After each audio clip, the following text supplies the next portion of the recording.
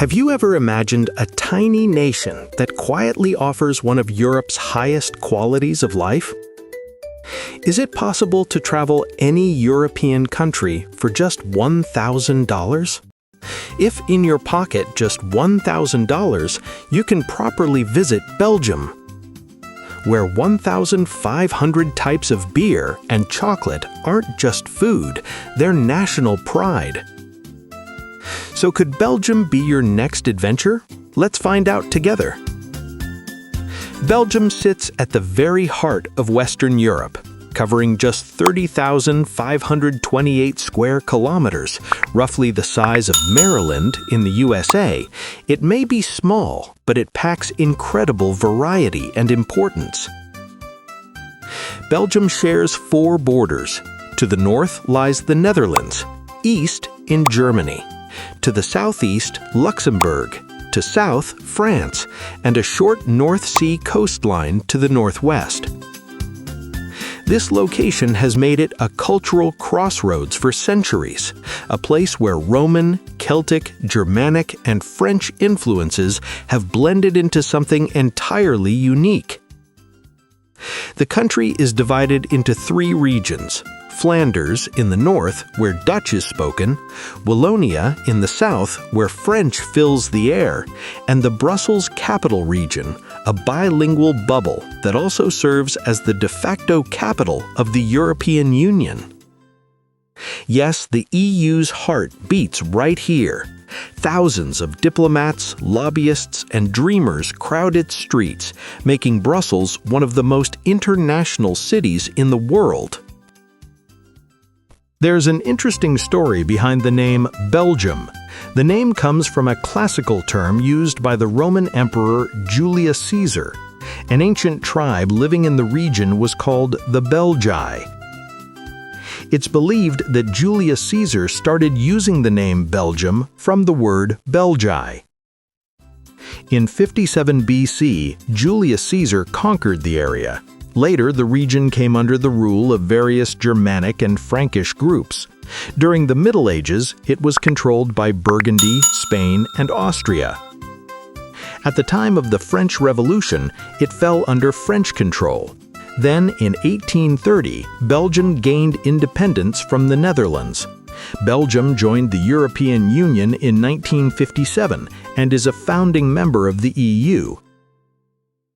And thanks for a crazy record, in 2010, they went 541 days without a government, and everything still ran smoothly. No chaos, no drama.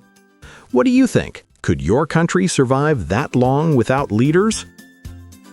As of 2026, Belgium is home to approximately 11.77 million people. What's interesting? A full 99% of the population lives in urban areas, making it one of the most urbanized countries in Europe. The population is slightly aging, with a median age of 42.1 years, and the fertility rate sits at just 1.4 children per woman, below the replacement level. Major cities? Brussels leads with about 1.4 million people, followed by Antwerp with 652,000, Liège with 375,000, Ghent with 230,000, and Charleroi with 227,000. Each has its own personality, from Antwerp's diamond district to Ghent's medieval charm. Here's a question for you. What surprises you most about a country that's both the political heart of Europe and a quiet medieval fairy tale land? Drop your thoughts below. Let's talk about what many of you are curious about: the women. If you walk through the streets of Brussels or Antwerp, you'll notice something striking. Belgian women carry themselves with an understated elegance that's hard to ignore. Physically, they're often described as having blonde hair, blue eyes, and a natural beauty that doesn't rely on heavy makeup. They're typically tall, with an average height among the highest in Europe, and they have a style that mixes classic elegance with modern flair. But here's the thing that actually makes them captivating. It's their presence. They're not trying to be noticed. they simply are noticed. What truly sets Belgian women apart, though, is their character. They grow up in a society that values equality. Belgium has excellent wage equality and employment conditions for women. They're highly educated, often multilingual, speaking Dutch, French, and English fluently, and many have successful careers. They value independence, and they're looking for a partner who respects their ambitions. It's refreshingly grounded. Belgians tend to develop relationships slowly, with an emphasis on trust, equality, and meaningful conversation. Small talk isn't their forte, but once a connection is made, it's genuine. Punctuality and reliability are highly valued, and ghosting? It's seen as both rude and immature. A Belgian will likely arrive on time, remember what you said in your last conversation, and take an honest interest in your world.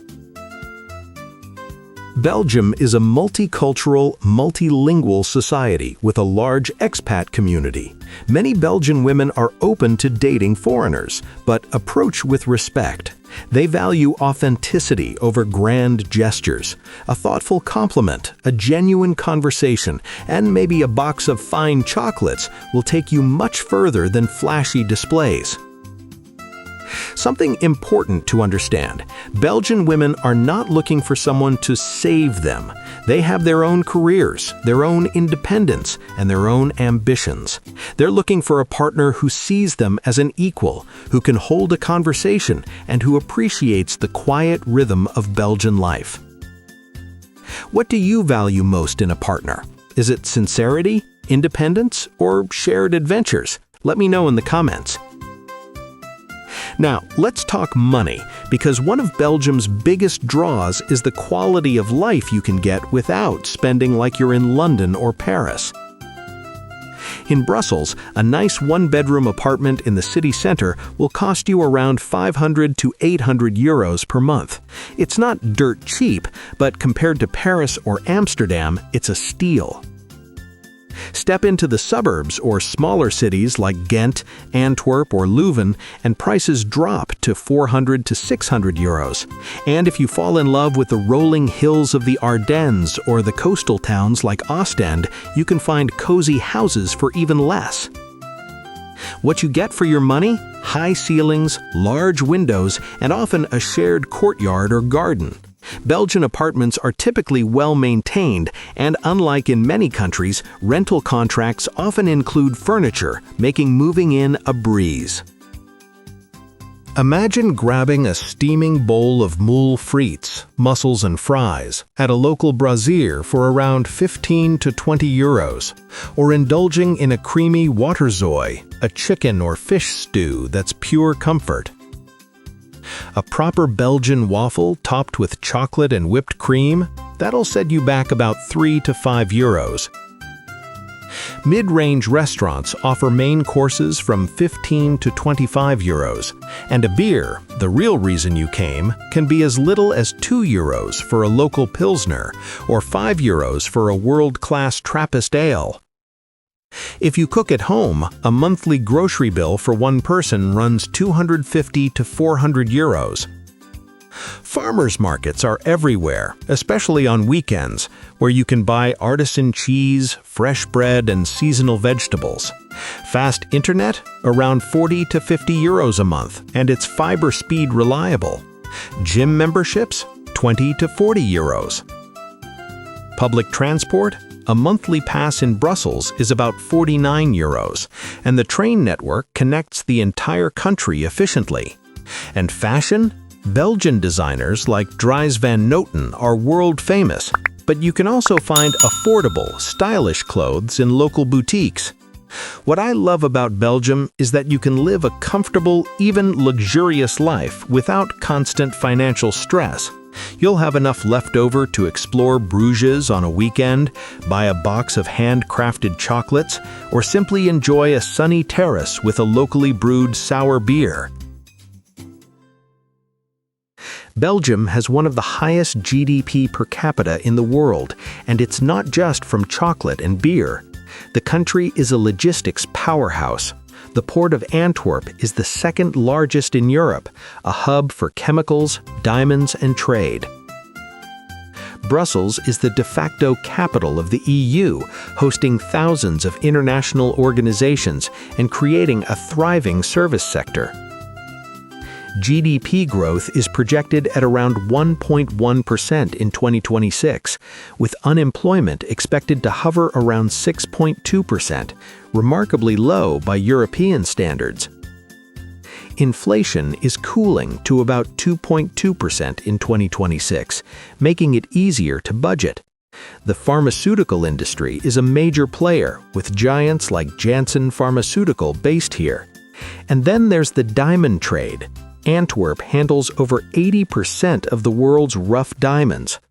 Oh, and let's not forget the nearly 1,500 different beers, many of which are brewed by Trappist monks and exported globally. If you're in tech or international business, Belgium offers excellent opportunities. But even if you're a freelancer or remote worker, the infrastructure and quality of life are hard to beat. Many people think Belgium is all concrete and traffic jams. They're wrong. The Ardennes forest in the south is a paradise for hikers, kayakers, and wildlife lovers.